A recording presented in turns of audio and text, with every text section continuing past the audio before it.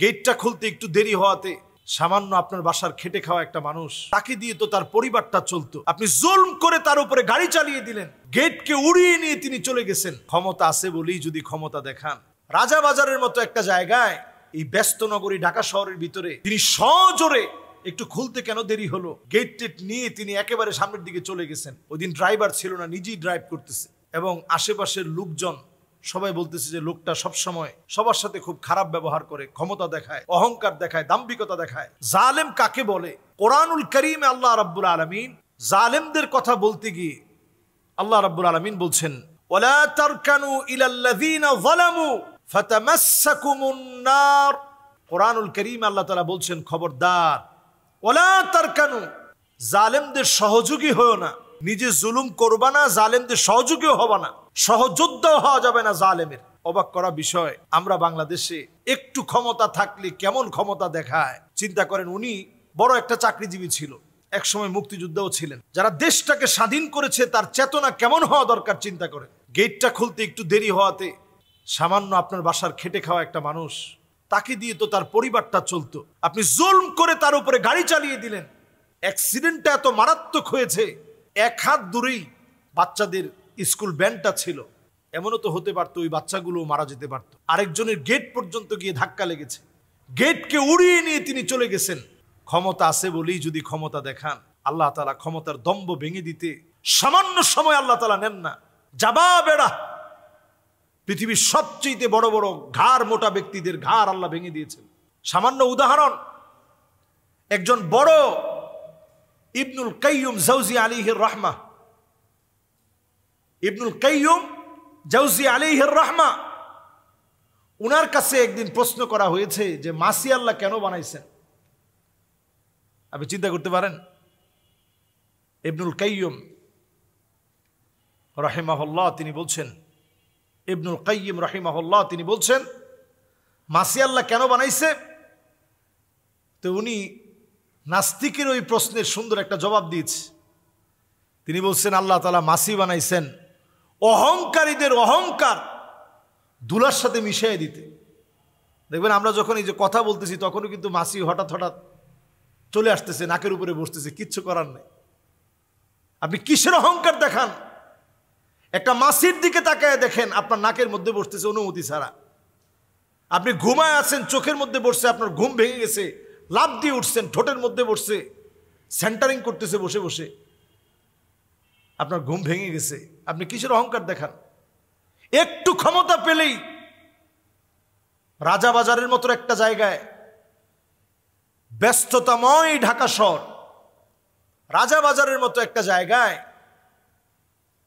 এই ব্যস্ত নগরী ঢাকা শহরের ভিতরে তিনি সজোরে একটু খুলতে কেন দেরি হলো, গেট টেট নিয়ে তিনি একেবারে সামনের দিকে চলে গেছেন।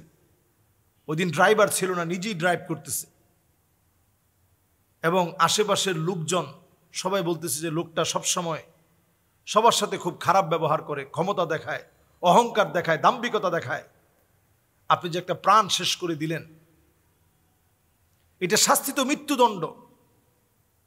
যে অন্যায় আপনি করলেন, শরীয়তের শাস্তি দেয় মৃত্যুদণ্ড। যদি আপনি হত্যাকারী হন, ইচ্ছায় যদি আপনি হত্যা করেন, সিসিটিভি ফুটেজ চাওয়ার পরেও দেওয়া হচ্ছে না, এলাকার সব লোক তার ব্যাপারে সাক্ষী দিচ্ছে।